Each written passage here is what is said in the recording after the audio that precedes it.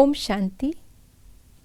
आज 30 अक्टूबर 2022 है और आज के अव्यक्त महावाक्यों में बाबा ने हमें कर्म की गुह्य गति बताई है।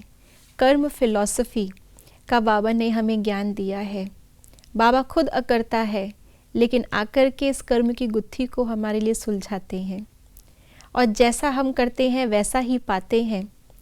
क्या क्या हम अपने कर्मों से पा सकते हैं और कैसे कर्म किए जाएं, उसके लिए आइए एक बात उसके बारे में जानते हैं बाबा के अव्यक्त इशारों से।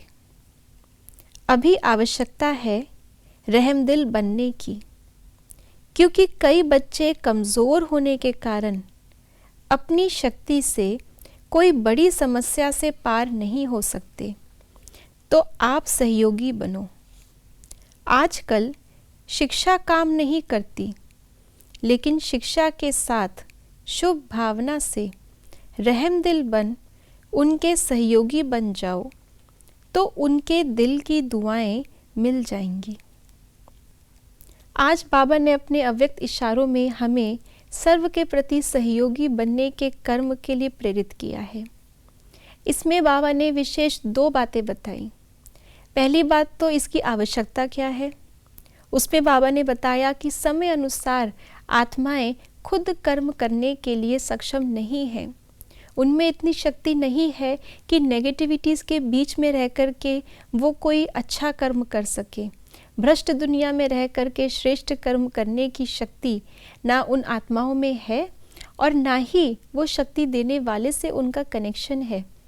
ऐसे में हमारा कर्म बनता है कि हम उन आत्माओं को या तो शक्ति देने वाले बाप से जोड़ें, नहीं तो जो हमें मिला है उसी से उनकी मदद करें और उनको भी कुछ ना कुछ प्राप्ति कराने के हम निमित्त बने।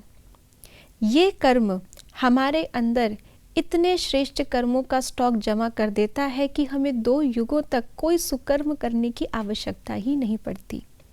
तो ये सुकर्म इस समय हम करते हैं, जिसका फल हमें आने वाले 2 युगों तक मिलता है।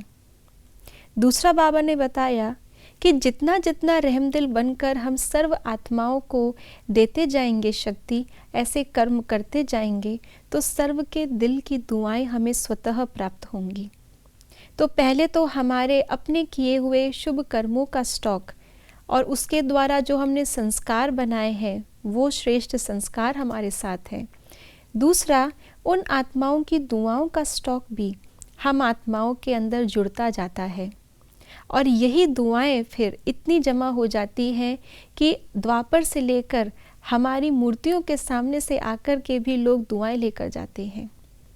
उस समय वो मूर्तियां तो दुआएं नहीं दे सकती, लेकिन आत्मा के अंदर इतनी दुआएं हैं जो वो दुआएं उस आत्मा को भी श्रेष्ठ बना देती है और उसके जड़ चित्रों से भी सबको दुआओं का अनुभव कराती हैं।